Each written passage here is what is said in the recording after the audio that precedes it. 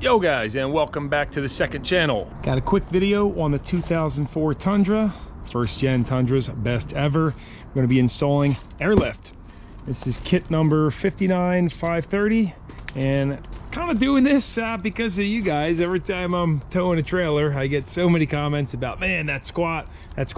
And well, you guys are right. This thing has been squatting. I mean, sitting with no load, it's actually 2 inches lower in the back, looking like one of those South Carolina squatted trucks. Terrible look. And I did add leaves, so I'll show you when the wheel's off. I did redo the packs many years ago and it was fine, but now you can see they're kind of worn out.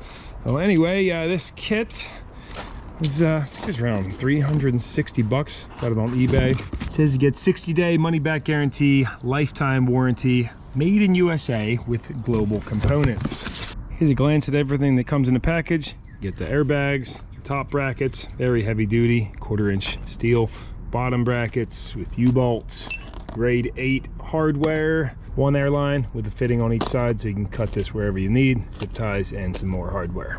I did assemble one of these. That's what it'll look like. The bottom bracket is held on with that huge number 4 Phillips. I'd say you should Loctite it, but where would it go? This sits on the bottom of the spring. We got a taper fit in that hole, and then on the top, these are actually slotted, so you can slide that back and forth. There's a nylon nut, and the airline fitting, which when you tighten these, they say snug them down by hand and then go 1.5 turns. Now my box did not come with any instructions. Not sure why, but I did find them on the website, so I took a glance. I think it's something that you can pretty much just wing, so they do recommend taking all the gear out of your bed first to load.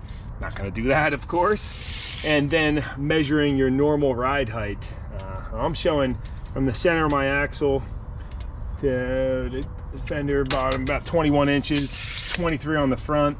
What I'm gonna do is just jack it up and to where I think it looks good, and then we'll take that measurement.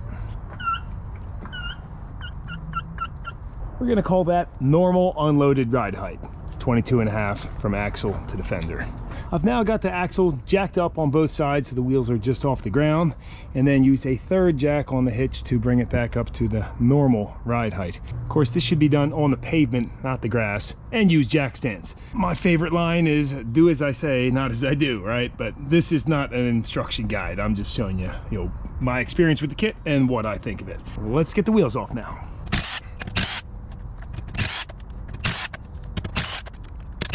And glance at that rust-free coated frame, and here is the add-a-leaf I put in years ago, which solved the problem for a while. Of course, we could just do another add-a-leaf or rebuild these springs, but I don't know, it seems the airlift is a good option. Now, this bottom bracket slips over top of the front U-bolt and leaf spring, and then they say to allow it so it's sitting vertically, and you gotta push it down to press it a little bit to where this little plastic ring is, a 1/4 inch from the frame. You don't want this rested against the frame at all. And then mark my holes with a center punch. It'd be a nice auto center punch. The spring one's cool, but you need 2 hands.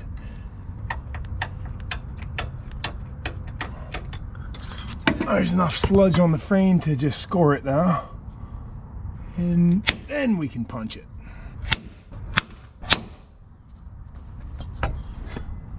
Double check those. Looks great. Now we can drill our holes. Very important. Check that there's no brake or fuel lines behind it.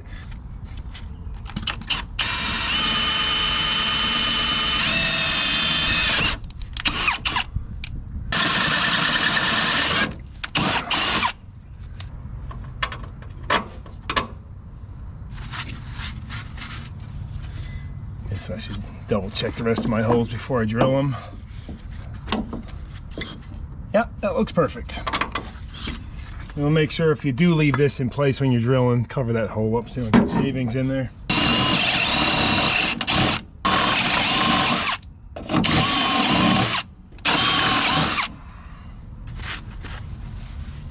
On the frame, I'm going to hit it with some surface shield, Blaster surface shield, great stuff. That way, if the road salt gets in between, it's not going to rot away. And secure it with the supplied hardware.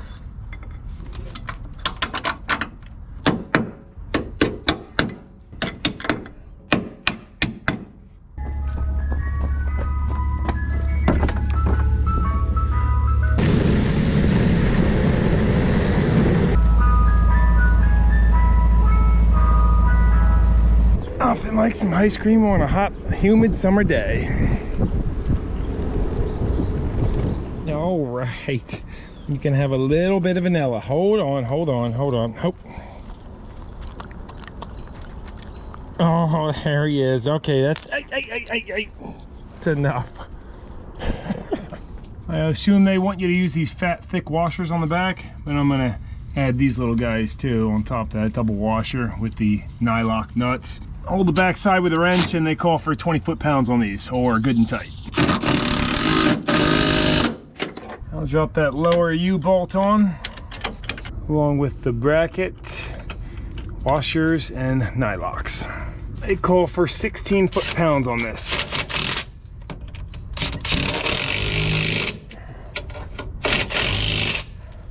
I'm gonna hit that with the little surface shield, and then we can do the same thing on the other side. Just repeat. Here's what the passenger side looks like. Don't forget to tighten this top nut on each side. I assume they just want you to kind of let the thing center itself. And then this is 1/16. It's plastic nut, you know, don't break it. Almost shouldn't even use a ratchet on it, but just snug her down a touch so it can't slide back and forth. For supplying air, I'm just gonna cut this hose right in the middle with some razor blade or whatever you got. Just make sure you get a good square cut. And all you do is drop that in. Boom, installation's done. I'm gonna coil this up for now, fill these up, and test these bags out before I go doing an official air system. I also know I have a mechanical controller buried somewhere in my, I don't have the garage all together right now, so I gotta wait till I get this concrete floor done, and I'll find that. It brings me to a point about these airbags. One of the reasons I never got them is because I used to do a lot of off-roading with this truck, and you really lose your articulation with the rear axle. You know, these can only extend out so far. If you're going up a crazy switchback and there's a steep bank, you're definitely gonna lose some articulation. But you can always take the U-bolt off on the bottom and tie these up dangling. If you're doing that, I haven't been doing much off-roading anymore, so not gonna be a big deal. Ended up running those lines to the back bumper where I had these existing holes. It's all rotted out anyway. Temporarily, you know, used the 2 nuts on each one, washers. And let's fill this up and see what we're at. We're dropped back down, got the wheels torqued, and here is what the bag looks like deflated. Our wheel well gap is 5.5 inches. They recommend 10 to 100 PSI. Let's see what this little JF egg will pump it up to. And you always want to have at least 10 PSI in there so you don't damage the bags. I'm gonna set this unit at 99 PSI. And hopefully this doesn't blow up in my face. Probably should have got a better light in the tripod. And now air up the passenger.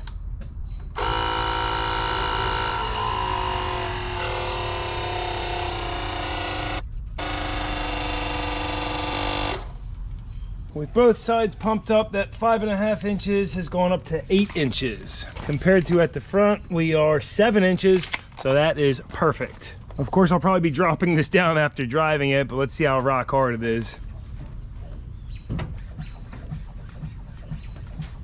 It's still got a good amount of get to it, so you know, I'm rocking at the 100 PSI for now. Man, driving around, it feels completely normal. Let's try it off-road a little bit. See over all these bumps. Oh man, it's no problem at all, even at 100 PSI. It just feels completely normal. I could not be happier with these lift springs. Oh yeah. This is actually something really cool to show you guys. I probably shouldn't have been back here, but they do military convoys get on trains back here. And yeah, I don't know if you guys can see all that.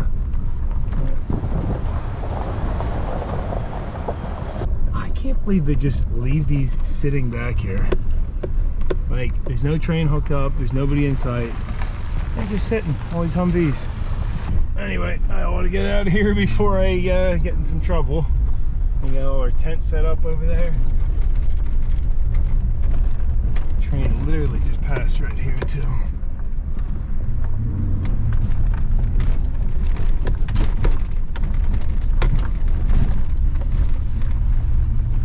days later, got a chance to put a trailer behind it. We're taking this Raven out for a little test run after doing the head gasket. And I remember I had that shot from before pulling out here, so that'll be a good, decent comparison. Not the heaviest trailer in the world, but I did just check the pressure in them, and this one still held at 100. That actually dropped down to a 0. Just fill it back up. It seems to be holding, but must have a little leak we can spray for later.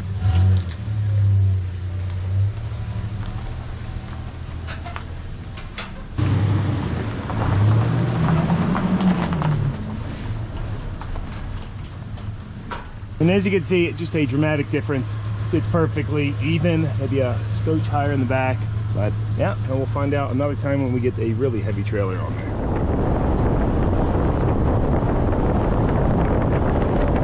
So you notice anything different about the way the truck rides?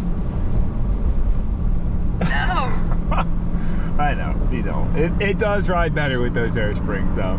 Back home, I have found the leak. You can actually hear it. I don't know if it's the threads or this brass, so let's hit it with some soapy water. I just pumped it back up to 100 psi. Oof. Oh, yeah, that's definitely where the brass meets the bag, unfortunately. So that's gonna need warranty. I guess I'll send this over to the seller. I got this on eBay. See if he can work with me. Otherwise, contact Airlift. See if they can warranty that bag out. Damn, that stinks. Now, if I had a compressor all hooked up to this system, it wouldn't matter very much. It would still work fine, which I plan to get there, but I'll get that rectified first and then get everything hooked up. Again, I know somewhere in the carport I have a manifold and gauge for the airlift, but still have to finish the electrical and insulation before I go loading everything back in the garage. Right, Gooseman? Yep. You're a good boy. You don't lick all the puddles in the driveway like Turbo. Oh my, Gus. Okay. That's the first time I've ever seen him do that. Get back. Well, I went online and filled out their warranty claim for the airbag leak, and a week later, a new one arrived in the mail. It did get me thinking though. I think a good upgrade if you're doing these airbags. But by the way, this video's not sponsored. I did a regular warranty through them. They didn't ask any questions. I just showed them a picture of the leak or a picture of the bag where it was leaking with the bubbles. But when you jack this up, as I was telling you before, it restricts your articulation, and it probably puts a ton of load on that plastic nut up there and the bag itself. So I just took the nut off on the side that's good and left it on this bag that had the leak. Let's jack it up and let the axle hang down and mimic what it would be if you were, you know, hitting a speed bump really fast or putting it up on a car lift without detaching the airbags, and see if it can hold up to the axle hanging down. And then there's leaf springs. Now that right tire should lift up first. Let's find out. Well, actually, I stand corrected. These bags have a lot more throw to them than I originally anticipated. I guess that's what makes these better than those little belly, double belly or triple belly airbags. Those are long, so I'm not fully jacked up yet, but you can see on the side that I took the nut off since I didn't want to risk damaging that bag. That's how much. That is awesome. I didn't realize that it came out that long. And there you go. That's fully jacked up. Each side is off about 3/4 inch. So there is zero restriction with the articulation on this suspension, and it seems there's even more room to go in case you have a lot more suspension travel. Well, very cool. I'm gonna swap in that new bag now, and I'm a happy camper. Because I was already thinking about maybe putting like a chain to restrict it, because it seems like a lot of load that would be put on this plastic nut if these are getting pulled down before the shocks bottom out or get extended out fully. And there we have it. Bag pumped back up. Let's double check for leaks. Looks good. Now, I think this could have been my fault because the torque spec is super low for this little piece that goes in the adapter. And when I took the other one out off the old bag, it actually spun the brass. So it's possible I put it in too tight and it was my fault. It's gonna be chafing on there. Anyway, that's gonna be good enough for now. So be careful when you're putting these in. And I don't know why they recommend only 3 bolts, or it comes with only 3 bolts for this bracket. I think 4 makes much more sense, but maybe it's something to do with the frame flex. I don't know. Do you guys know? Let me know. Appreciate you guys tuning into the video. Hopefully, if you have a first-gen Tundra, this could help you install the kit on your truck. So thanks a lot, and see you in another video very soon. You got a bunch of e-bike videos coming up. It's turned into like an e-bike review channel, right? But lots of stuff in the mix. So we'll see you soon. No nonsense, no how. Over out.